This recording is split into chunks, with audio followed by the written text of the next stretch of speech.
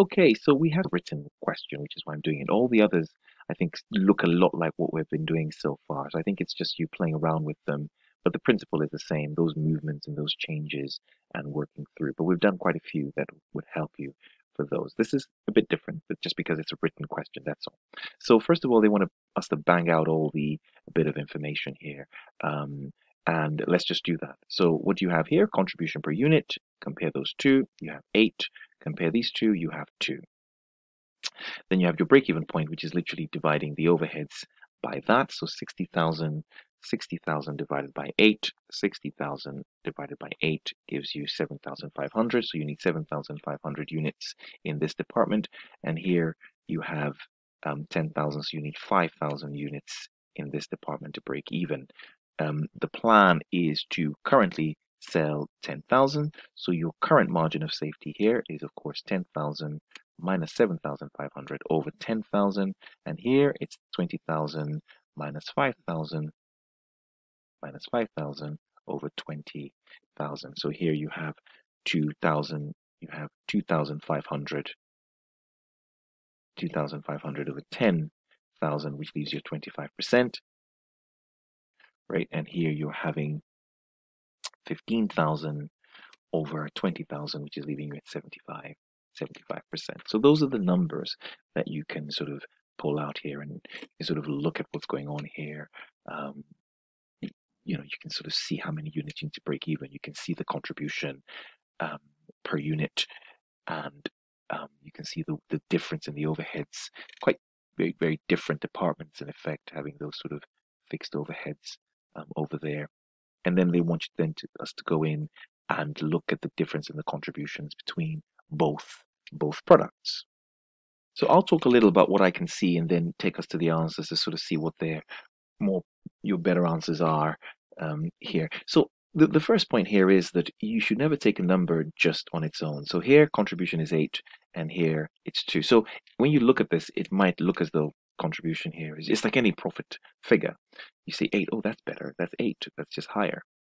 Well, what you really want to ask yourself is, really, it's almost your C of S ratio as a percentage of your revenue. So 8 over 20 is what you're doing versus 2 over 12 is your sort of analysis. And so if you do that, 8 divided by 20, you get a 40% sort of contribution to sales ratio, as opposed to 2 divided by 12, which is a 16% ratio. So in effect, you could still argue from here that sales is giving a higher contribution to sales ratio, and that's a ratio you should always compare the contribution as a percentage of your revenue.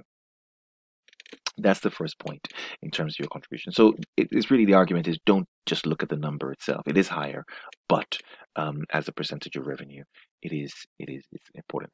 The other thing, again, I think, so that's the first thing. I think then moving on, yeah, I mean, it's just how do you, I want to split these up carefully so that I'm talking about them in those different things. The point here is this, that, okay, you have a higher contribution, but you have higher fixed overhead. So you want to highlight that. That's really the point here, isn't it? Oh, so of course that moves us into the next topic, really. So the next topic here is that despite having higher contributions, your contribution is 8, but you have fixed costs of 60,000. So you literally need to sell, I mean, as opposed to this side over here, where your contribution is 2, but your fixed costs are 10,000. So we can, I mean, we've calculated it. You need to literally sell 7,500, and here you have 5,000. So the question here is, great, you have higher contribution, but what are the chances you're going to hit the 7,500? Because if you can't cover your fixed costs, you're in trouble anyway, right? You're in trouble anyway. That's kind of the key point, I think, here. Now, the margin of safety is really a measure of risk. The argument here is that if you fall, your budget is only 25% higher than your break even, as opposed to your budget. So for you to even have set that budget, it means maybe there's some information. Remember, we're respecting and assuming that people who prepare these budgets are being rational.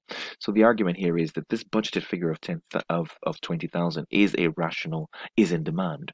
You know, so you are likely to, you're so far away from your break even with Darlow, you're safe, but you literally fall by 25% and you're not breaking even. So yes, you have a higher contribution. You could almost think of this as maybe a luxury product. I don't know. You could think of that as opposed to maybe this is a standard set product where there's a high demand, the margins are thin, the margins are thinner, if you like, but you're selling a lot, and because of that you're able to find cheaper overheads, for example. I think that's kind of the link to this, sort of making it a bit more real.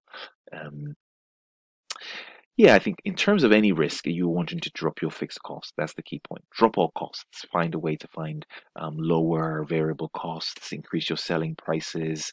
That's kind of where we're going. Dropping your fixed costs. Ultimately, automation. All of that would make sense. Automation, better planning. But the key point is drop costs, automate, and motivate staff. Let's see what they're going for. So it says here, on first glance, it looks as though this other business has a higher contribution. They have a higher selling price, variable costs, little impact.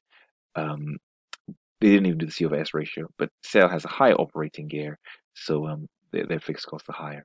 So lower break even of the two, significantly lower by Darlow, and Darlow will break even at a lower volume. So Sale will have to sell 50% more than Darlow. So great contribution, but you have higher costs. Darlow, of course, we saw that. If sales falls by 2,500, they won't be making a profit. And sales definitely has a higher operational cost to sort of work with. Yeah, so like I said here, Darlow is a safer option. Margin of safety is much higher. We want to be dropping those variable costs. Sales is riskier. Lower the operating gear, of course. Variable costs, try and reduce that. Selling price could be increased. Same principle, but of course, there's the potential for a fall in demand. Yeah, I mean, I think with volume, if there's no change in price, you're just making yourself safer. So if you can push volume, of course, with sales, then you're doing well. But risk is always about those key areas. Drop your costs, whichever cost we're talking about. Find better suppliers, more efficient suppliers that are cheaper, but still we want to keep the quality. See if we can increase selling price. And I think that's kind of automate. I think you can throw in automation and talk about efficiencies, even with labor. I think so. I think that's where you're really going. That's where you're really going. Okay, great stuff.